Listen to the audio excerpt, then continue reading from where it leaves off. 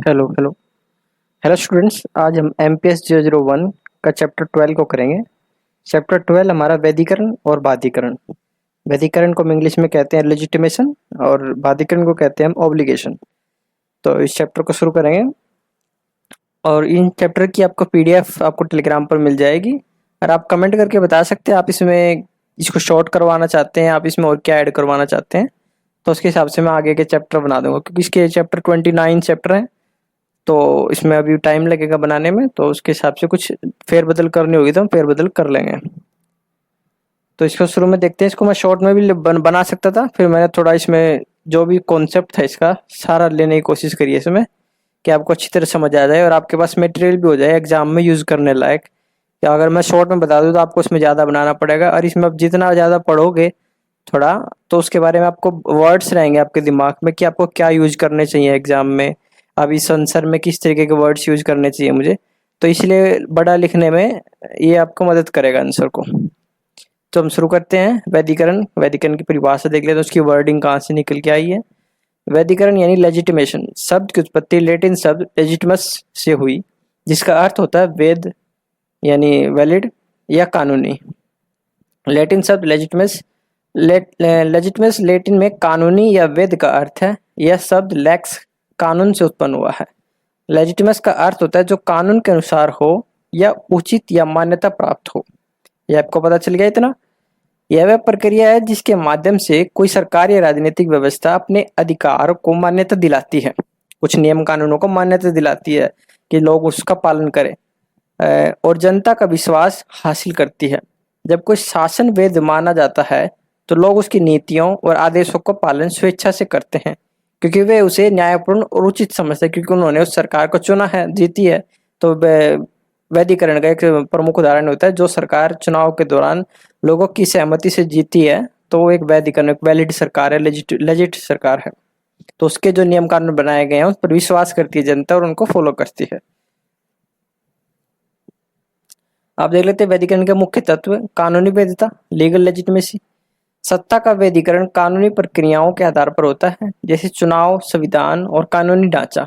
उदाहरण के लोकतांत्रिक प्रणाली में चुनी गई सरकार को कानूनी वैधता प्राप्त होती है, वो कानून बनाने का अधिकार रखती है।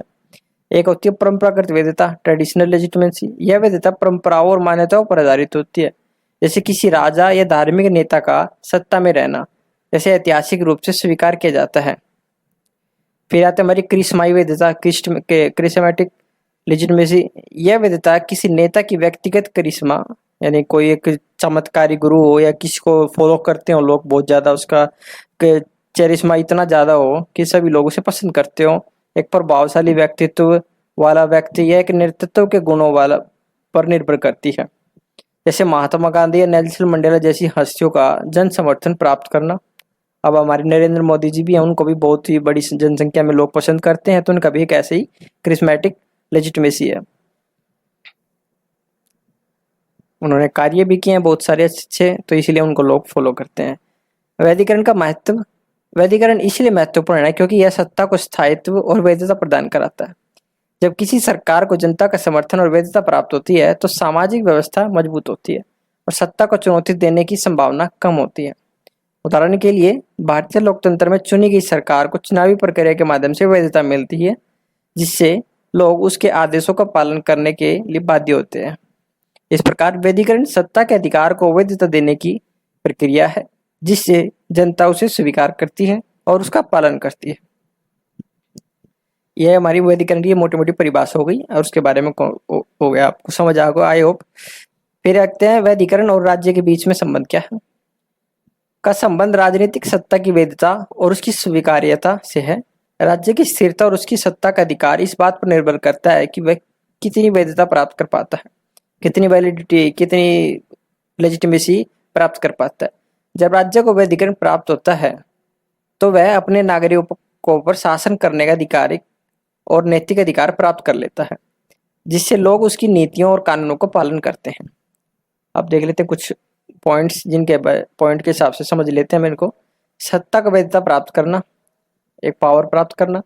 राज्य का सबसे बड़ा उद्देश्य यह होता है कि उसकी सत्ता को जनता द्वारा वैध माना जाए, यानी जनता उसको भाई योग्य है, पालन करने योग्य मानती हो उसकी सत्ता को, भाई ये एक ठीक आदमी है।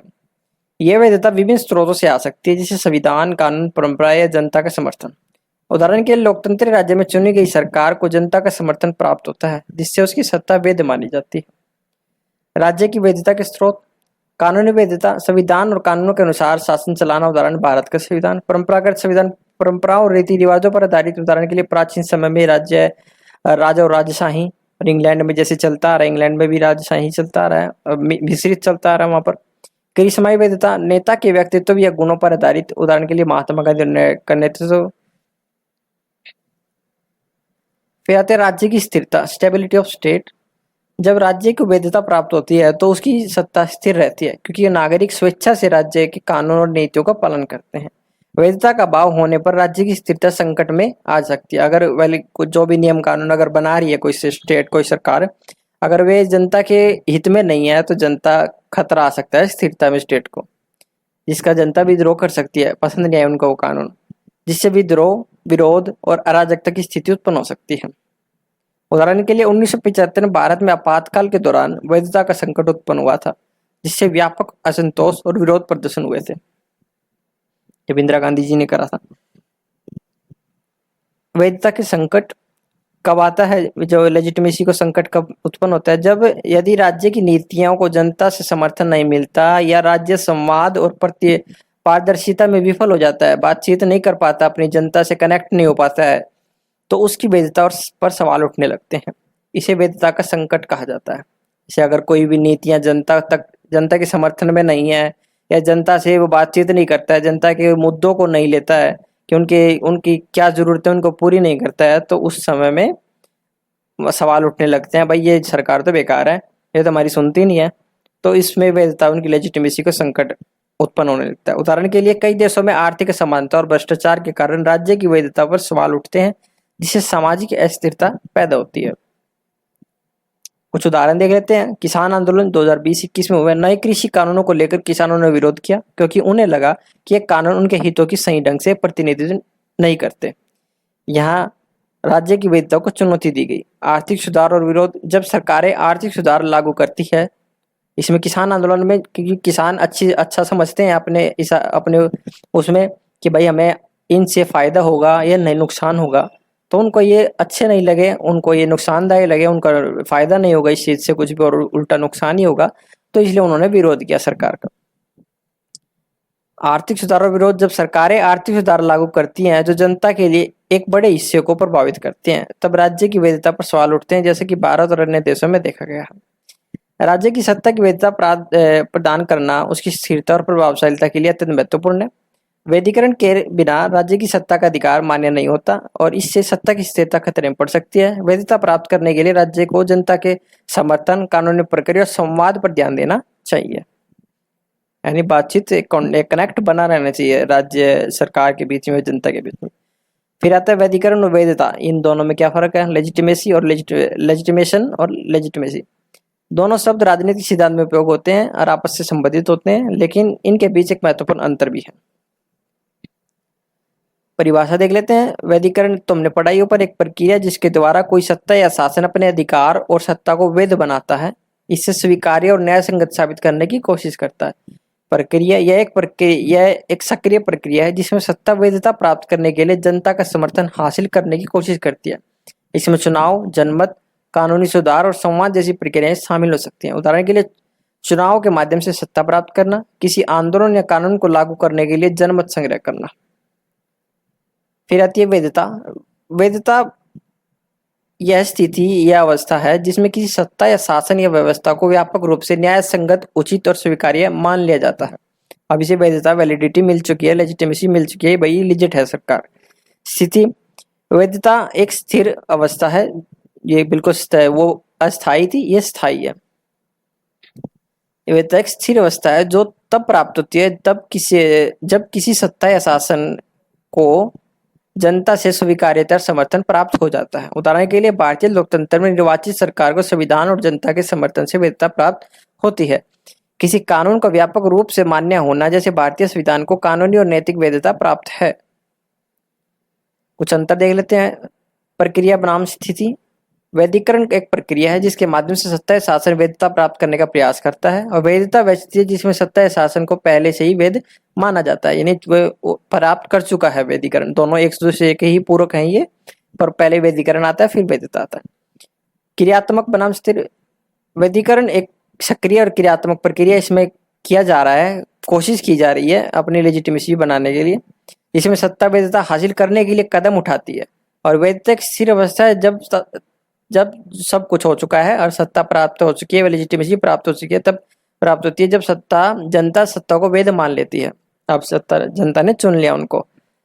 और समाप्ति और संकट। वैधिकरण एक सतत प्रक्रिया हो सकती है, खासकर जब सत्ता को चुनौती मिलती है, और वैधता समाप्त हो सकती है जब सत्ता अपने वैधिकरण में असफल हो जाती है, अपने आप को लेजिटिमेस बताने में सफल हो जाती है, कुछ गलत काम कर देती है या जनता के हित में कुछ काम नहीं कर पाती है, तो इससे वैधता का संकट उत्पन्न हो सकता है। कुछ उदाहरणों के माध्यम से समझ लेते हैं।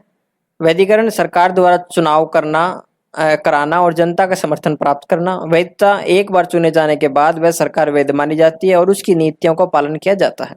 वैधिकरण वह प्रक्रिया जिसके माध्यम से वैधता प्राप्त की जाती है, जबकि वैधता वह स्थिति है जो सत्ता को व्यापक रूप से मान्यता और स्वीकार्यता प्रदान करती है। अब देख लेते हैं सत्ता, वैधिकरण और प्राधिकार। प्राधिकार हमने पहले उसमें पावर चैप्टर में पढ़ा था, इसे 11th चैप्टर में पावर और अथॉरिटी, उसमें तो इसमें वही है। तो राजनीतिक सिद्धांत में महत्वपूर्ण अवधारणाएं जो समाज में शासन और नियंत्रण के विभिन्न पहलुओं को समझने में मदद करती हैं। ये तीनों आपस से जुड़े हुए हैं, लेकिन इनके बीच में कुछ कुछ भिन्नताएं हैं। सत्ता का अर्थ है वह क्षमता या शक्ति जिसके द्वारा कोई व्यक्ति या समूह अन्य व्यक्तियों पर अपने नियंत्रण कर सकता है और अपनी इच्छाओं को सौंप सकता है। यह शक्ति विभिन्न रूपों में हो सकती है, जैसे आर्थिक, राजनीतिक और सामाजिक या सैन्य। प्रकृति। सत्ता का प्रयोग बलपूर्वक, भय या प्रेरणा के माध्यम से किया जा सकता है। यह शक्ति वैध, लेजिटिमेट या अवैध, लेजिटिमेट, इलेजिटिमेट हो सकती है, गैर कानूनी और कानूनी भी हो सकती है। उदाहरण के लिए सरकार का कर वसूलने का अधिकार, एक व्यवसायी अपने कर्मचारियों पर नियंत्रण। अब देख लेते वैधिकरण। वैधिकरण वह एक प्रक्रिया है जिसके द्वारा सत्ता या प्राधिकार की वैधता, लेजिटिमेसी मिलती है, यानी जनता उसे स्वीकार करती है और उसका पालन करती है। यह प्रक्रिया सत्ता को मान्यता और न्याय संगत प्रदान करती है। प्रकृति। वैधिकरण के माध्यम से सत्ता वैधता प्राप्त करने का प्रयास करती है ताकि लोग स्वेच्छा से उसका पालन करें। इसमें संवाद, चुनाव, कानूनी ढांचा और नैतिक समर्थन जैसी प्रक्रियाएं शामिल हो सकती हैं। उदाहरण के लिए चुनाव के माध्यम से सत्ता को वैधता प्राप्त होती है, किसी नीति या कानून को जनमत संग्रह द्वारा समर्थन प्राप्त करना। अथॉरिटी। प्राधिकार।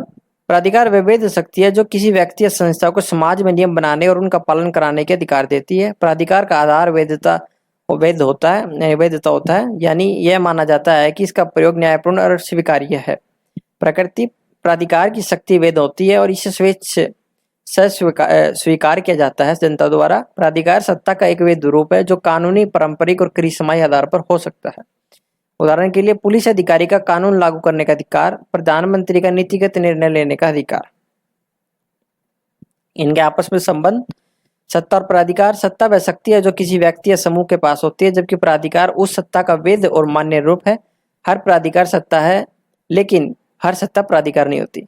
प्राधिकार वह सत्ता है जैसे वैधता प्राप्त होती है और लोग स्वेच्छा से उसे पालन करते हैं। उदाहरण के लिए एक तानाशाह के पास सत्ता हो सकती है, एक डिक्टेटर के पास सत्ता हो सकती है, लेकिन प्राधिकार नहीं, अथॉरिटी नहीं।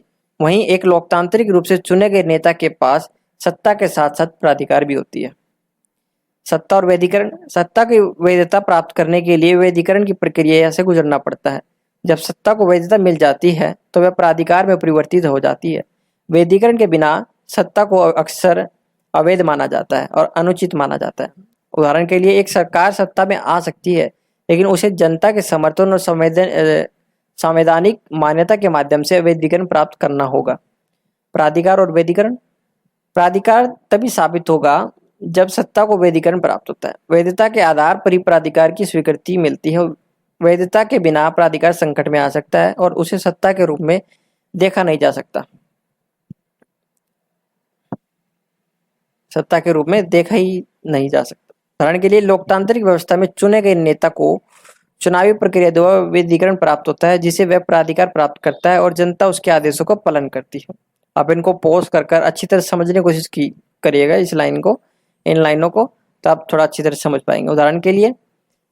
उदाहरण के माध्यम से समझना, जैसे सत्ता किसी क्रांति के बाद सेना सत्ता प्राप्त कर सकती है और देश पर नियंत्रण कर सकती है, पावर में आती है। जैसे वैधिकरण, अगर वह सेना चुनाव करवाती है और जनता के समर्थन से सत्ता की वैधता दिलाती है तो वह सत्ता वैधिकरण की प्रक्रिया से गुजरती है। प्राधिकार, चुनाव के बाद जब सेना द्वारा स्थापित सरकार को जनता से समर्थन और वैधता मिलती है तब वह प्राधिकार प्राप्त कर लेती है और लोग उसका पालन स्वेच्छा से करते हैं। निष्कर्ष में देख लेते हैं, सत्ता शक्ति है जो वैध या अवैध हो सकती है। वैधिकरण वह प्रक्रिया जिसके माध्यम से सत्ता वैधता प्राप्त करने का प्रयास करती है, और प्राधिकार वह वैध सत्ता है जिसे जनता का समर्थन मिल चुका है और जिसे समाज स्वीकार करने लायक करता है। अब ये तीनों अवधारणाएं राजनीतिक व्यवस्था और समाज में शासन की स्थिरता और मान्यता को सुनिश्चित करने के लिए महत्वपूर्ण भूमिका निभाते हैं। अब देख लेते हैं बाध्यकरण, ऑब्लिगेशन, और उसके कुछ प्रकार देख लेते हैं। बाध्यकरण का अर्थ है वह नैतिक या कानूनी कर्तव्य जिसको लोग करने के लिए बाध्य हों, जो किसी व्यक्ति या समूह पर किसी कार्य करने या किसी नियम का पालन करने के लिए लागू होता है। यह एक प्रकार की जिम्मेदारी, उसका कर्तव्य है जो किसी सामाजिक या राजनीतिक व्यवस्था में व्यक्तियों पर डाली जाती है। बाध्यकरण का आधार सामाजिक, कानूनी, नैतिक या धार्मिक हो सकता है। बाध्यकरण के प्रकार, कानूनी बाध्यकरण, लीगल ऑब्लिगेशन, यह बाध्यकरण कानून द्वारा लागू किया जाता है, इसका पालन करना अनिवार्य होता है और इसका उल्लंघन करने पर दंड प्रावधान होता है। उदाहरण के लिए टैक्स भरने की बाध्यता, ट्रैफिक नियमों का पालन करना, कोर्ट के आदेशों का पालन करना। फिर आता है नैतिक बाध्यकरण, यह बाध्यकरण व्यक्ति की नैतिकता या समाज द्वारा स्थापित नैतिक मानकों पर आधारित होता है। यह कानूनी रूप से लागू नहीं होता लेकिन समाज में इसे निभाना आवश्यक माना जाता है। जैसे सत्य बोलने की बाध्यता, दूसरों की मदद करना, समाज के कमजोर वर्ग की देखभाल करना। फिर आता हमारा सामाजिक बाध्यकरण, सोशल ऑब्लिगेशन, यह बाध्यकरण सामाजिक मानदंडों और परंपराओं पर आधारित होता है। व्यक्ति पर यह जिम्मेदारी होती है कि वह समाज द्वारा निर्धारित नियमों और अपेक्षाओं का पालन करे। उदाहरण के लिए सामाजिक रीति रिवाजों का पालन करना, जैसे शादी में सम्मिलित होने या पारिवारिक जिम्मेदारियां निभाना। धार्मिक बाध्यकरण, रिलीजियस ऑब्लिगेशन, यह बाध्यकरण धार्मिक नियमों और सिद्धांतों पर आधारित होता है। व्यक्ति पर अपने धर्म के नियमों और आदेशों का पालन करना अनिवार्य हो सकता है। उदाहरण के लिए रोजा, व्रत रखना, पूजा पाठ करना, धार्मिक अनुष्ठानों का पालन करना, इसमें जो नियम दिए हुए हैं उनको पूरा करना, उनका पालन करना। आर्थिक बाध्यकरण, इकोनॉमिक ऑब्लिगेशन, यह बाध्यकरण आर्थिक गतिविधियों और अनुबंधों से संबंधित होता है। व्यक्ति को अपने आर्थिक लेन देन और अनुबंधों का पालन करना होता है। उदाहरण के लिए ऋण चुकाने की बाध्यता, किसी सेवा के लिए भुगतान करना, काम के बदले वेतन देना। राजनीतिक बाध्यकरण, यह बाध्यकरण किसी राजनीतिक प्रणाली या राज्य के प्रति नागरिकों की जिम्मेदारी होती है। इसमें नागरिकों द्वारा सरकार के नियमों और कानूनों का पालन करना शामिल होता है। उदाहरण के लिए मताधिकार का प्रयोग, राज्य के कानूनों का पालन करना, राष्ट्रीय सेवा करना आदि। बाध्यकरण का महत्व, बाध्यकरण किसी भी समाज या राजनीतिक व्यवस्था में स्थायित्व के लिए महत्वपूर्ण होता है। यह सुनिश्चित करता है कि लोग नियमों और सामाजिक अनुशासन का पालन करें जिससे समाज में शांति और व्यवस्था बनी रहे। कानूनी बाध्यकरण शासन के नियमों का पालन सुनिश्चित करता है, जबकि नैतिक और सामाजिक बाध्यकरण व्यक्ति के नैतिक आचरण और सामाजिक संतुलन को बनाए रखते हैं। अब देखते हैं वैधिकरण और बाध्यकरण का संबंध। दोनों ही समाज और राजनीतिक व्यवस्था में महत्वपूर्ण भूमिका निभाते हैं, लेकिन ये अलग अलग अवधारणाएं हैं। इनके बीच का संबंध यह है कि वैधिकरण किसी सत्ता को मान्यता और वैधता प्रदान कराता है, जबकि बाध्यकरण उस मान्यता के आधार पर व्यक्तियों पर और अधिकारों और जिम्मेदारियों को लागू कराता है। सत्ता की वैधता का पालन करना, वैधिकरण यह प्रक्रिया है जिसके द्वारा सत्ता या शासन अपनी वैधता प्राप्त करती है और इसे न्यायसंगत मान्यता प्राप्त कराती है। जब सत्ता को वैधता मिलती है तो लोग इसे स्वीकार करते हैं और इसके आदेशों का पालन करते हैं। बाध्यकरण यह वह स्थिति है जिसमें वैधिकरण प्राप्त करने के बाद सत्ता लोगों पर विभिन्न कर्तव्यों और जिम्मेदारियों को लागू करती है, सुनिश्चित करता है कि लोग वैधता प्राप्त सत्ता को आदेशों का पालन करें। वैधता के आधार पर कर्तव्य, वैधिकरण जब किसी सत्ता को वैध माना जाता है तो इसका अर्थ है कि लोग उसकी नीतियों और निर्णयों को स्वीकार करने के लिए तैयार होते हैं। वैधिकरण प्रक्रिया से गुजरकर सत्ता को स्वीकार्यता प्राप्त होती है। बाध्यकरण, वैधिकरण प्राप्त सत्ता तब बाध्यकरण को लागू करती है जिसमें लोग कानूनी, नैतिक और सामाजिक कर्तव्यों का पालन करने के लिए जिम्मेदार होते हैं। इनमें सिमिलर बातें आप इनको पढ़ लीजिएगा, पॉज करके, रोक के। 2 पॉइंट हमने पढ़ दिया। 3rd पॉइंट, समाज के अनुशासन और पालन में विरोध और समर्थन और प्रशासनिक प्रभाव। उदाहरण के लिए लोकतांत्रिक चुनाव वैधीकरण, एक लोकतांत्रिक सरकार चुनाव के माध्यम से वैधता प्राप्त करती है। इसका मतलब है कि जनता ने इस सरकार को स्वीकार किया है और इसके आदेशों को मान्यता दी है। कानूनी कर्तव्य, इसकी वैधता प्राप्त सरकार के तहत लोग कानून कर्तव्यों जैसे टैक्स को भरना, कानूनों का पालन करना और अनिवार्य समझते हैं। यह वैधता के आधार पर लागू होता है। इसकी पीडीएफ हम शेयर कर देंगे, इस पीडीएफ को पढ़ लीजिएगा आप दोबारा से एक बारी। तो अब देख लेते हैं, एक जुर्गन हैबरमास की एक थ्योरी थी इसके ऊपर वैधीकरण के बारे में। वैधीकरण और बाध्यकरण के संबंध इस प्रकार से, वैधीकरण ये तो हमारे ऊपर के हो गया। जर्मन दार्शनिक जुर्गन हैबरमास ने वैधीकरण और बाध्यकरण के मुद्दों पर गहराई से विचार किया। हैबरमास की विचारधारा विशेष रूप से संचार, लोकतंत्र और समाज विविधता के सिद्धांतों पर केंद्रित है। उन्होंने समाज विविधता के लिए संवादात्मक यानी कम्युनिकेटिव एक्शन की महत्वपूर्ण माना कि भाई समाज, सरकार और जनता के बीच में संवाद होना चाहिए। हैबरमास संचार मूलक क्रिया, हैबरमास के अनुसार वैधता केवल कानूनी प्रक्रियाओं या सत्ता की परंपराओं से नहीं आ सकती, इसके लिए संवाद, डायलॉग्स आवश्यक है। लोकतांत्रिक प्रक्रियाओं में नागरिक के बीच खुली चर्चा और संवाद होना चाहिए ताकि वे सहमति, कंसेंस पर पहुंच सके। यह सहमति ही वैधता असली नींव है, लेजिटिमेसी की असली नींव है। जब लोग सहमत होंगे उस चीज के लिए, जब तो समय समय पर भाषण देते हैं नेता आके अपने चुनाव से पहले।